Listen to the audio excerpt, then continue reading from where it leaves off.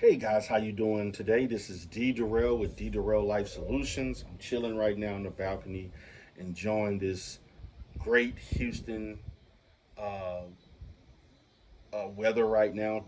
Pretty weather today. The breeze is nice. Just want to have a conversation with you today, and I want to focus today. I'm going to go back to some of the practice and as far as operating in a what I would say healthcare industry or healthcare related industry or mental health industry. So the topic today is we're going to talk about how to examine whether or not you should borrow money or obtain a business loan in order to start a business, particularly in the healthcare or mental health um, uh, world or fields. And so, some of the things that I want to talk about, you're going to examine the need, okay? You're going to examine the demographics as far as social economics of the consumers that you're going to attract.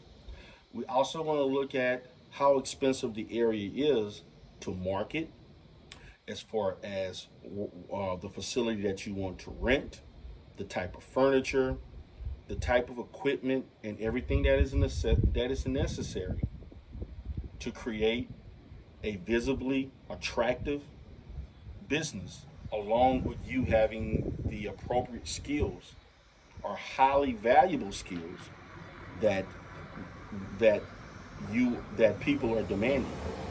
Okay, so first we want to look at. I think it's very important you want to understand is how much it's going to cost for me to become credentialed. Okay, I think that you have to look at the credentialing. I've done videos on this before in which I encourage people to use your own home address as the primary um, address initially, particularly if you have not found a location that you can afford. Now, there's some people who may or may not be for or against that, but that's okay. It depends. But if you want to save money, I would encourage you to put the business address in your home address, and once you find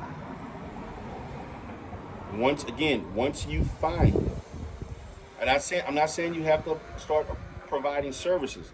What I'm saying is that we're trying to become a credential because credentialing can take anywhere between 60 to 120 or even 200 plus days, depending on how the insurances work and also if there's any mistakes that can slow the process. So, if you're going to do it yourself, it's going to be more time consuming. It's actually cheaper, but it's going to be more time consuming. If you want to use a credentialing billing agency slash billing agency, then it may cost you anywhere between $2,000 to $3,000 plus, depending on if you want to use private insurances, EAPs, and Medicaid or Medicare insurances. You have to kind of determine how and what type of demographics you want to serve. If you're going to do something where you want to be basically exposed to any and everybody and be accessible to everybody, then it's going to cost more because the more panels you on, the more money you can make because the more insurances, which increases the likelihood of you getting more referrals, whether it's from the insurances itself or just the visibility of people knowing that you accept their insurance. Now, if you want to do more of a high end business, then you're going to do primarily cash, private insurances, and EAPs. That's it. Okay. Or you're going to contract with certain agencies that basically want someone private that that can provide those services, whether it's an institution, government agency, and so on. Second thing, again, it's going to take. I would encourage you to spend the 2 to 3 grand. Okay, it's, I think it's going to save you so much time because if you do it yourself, you're going to make a ton of mistakes, specifically the first go around, because they're going to ask, you filled this out wrong. We need an update on this, and so on. You're going to make mistakes. Most therapists that do this stuff on their own, including myself back in 2008 to 2010, I made a ton of mistakes before I got it. I've done most of my credentialing on my own. I stopped doing my own credentialing in 2015, particularly when I opened up my Dallas office and I had a my administrator there did my billing. He did my credentialing for me for EAPs, and then I hired an outside source that did my credentialing for several Medicaid companies that Medicaid insurance companies that I had issues with, and also for private. Okay. Next thing I want to look at is that you want to search for an affordable office in a safe, well kept area. Okay, that's very important. I think that you want to obtain something that you can afford. Okay, something that you can afford. I would tell you, as a rule of thumb, particularly if you're starting off, um, let's say you want to budget and at least set a goal for yourself. I want 10 to 15 clients within the first month, and I'm going to consistently have 10 to 15 clients that I'm going to see a week for the first 3 to 6 months. I think that's a fair goal. 10 to 15. You may just have 5 to 10, but 10 to 15 I think is something that you may be able to obtain within 30 to 60 days if you have all your insurances in place and you're getting referrals. Okay? 10 to 15 clients a month. Let's say you're making anywhere between $75 to $150 a week. You're looking at somewhere between, I would say, I'm going to say estimate 5 to 8 grand a month, possibly, depending on the insurance. You can make about five, and that's part time. You can make about, I want to say that's about 5 grand, somewhere around 5 grand. It may be less than that. I'm just giving an estimate, but I think if you can make about 4 to 5 grand the first 2 to 3 months part time, I think you're doing okay. So if you're going to do 4 to 5 grand, I would say you would want to get a property that's about 10 to 15% of what your revenue is. That's your gross revenue. So you should want something around four. I would say $400 to $700. You can get an office for a good office for $400 to $700. The office that I'm currently in, that's primarily for outpatient services, it costs me $370 a month. If I wanted something bigger, I can actually get an office where I have a waiting room, particularly in the Houston area, a waiting room and an actual counseling room to do the counseling. That could cost me 450 to 550. That can easily be obtained. However, my office set there because I only see about 5 to 8 clients a week at that location, and then I have other clients that I see out in the field that don't. But I go to my office to do the work for that when I'm working in the Houston area.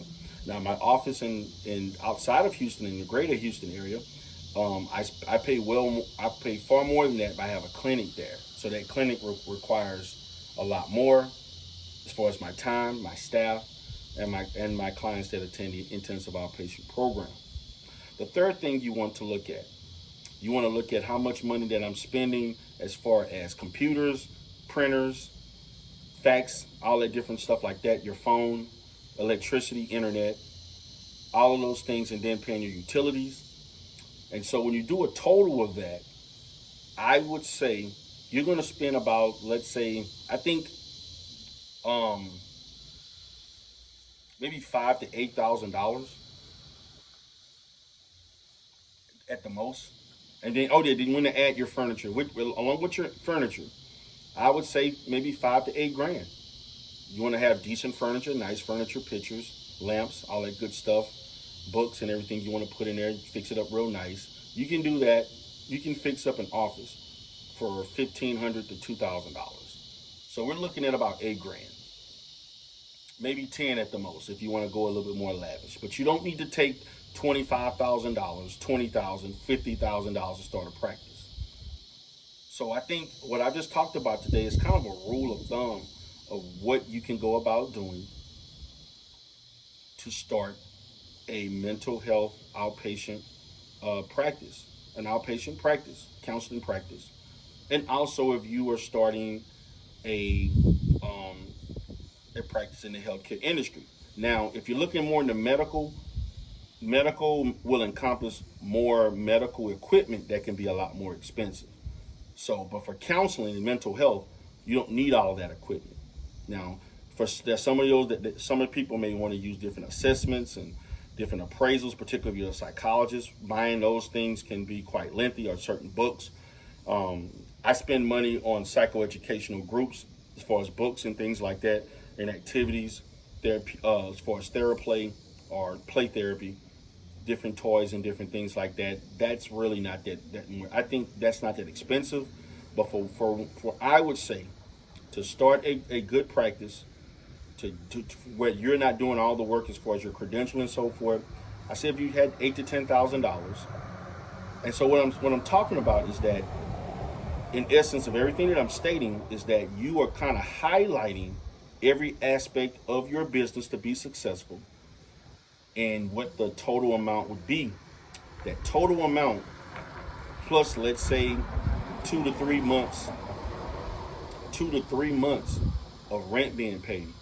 So by the time you get credentialed, you have your credential, you have your insurance panels, and it's going to take a good 30 to 40 45 days till you begin to get um, consistent um, consistent clients and referrals. Also, the advertisement. Advertising is not that expensive. You can get a Psychology Today page, which to me is the most effective way. You can also advertise on other different websites and so forth. That's anywhere between $30 to $45, maybe 50 at the most. That's not a lot of money. So I would say 8 to 10. I'm gonna say $5,000 to $10,000, depending on what you're doing. It's even cheaper. It's even cheaper if you are going to use your own address. And by the time you use your own address, you can obtain another property, and then you can actually make your the property that you're going to rent from the primary, and then you can delete the actual address that you used at that point once you do a change of address. That can be done pretty quickly. So with that being said, guys, I hope you enjoyed the video. This is D Durrell with D Durrell Life Solutions, and I'm focusing on how to determine how much money you need to as far as um, applying for a loan to open up a healthcare slash mental health practice. Have a great day.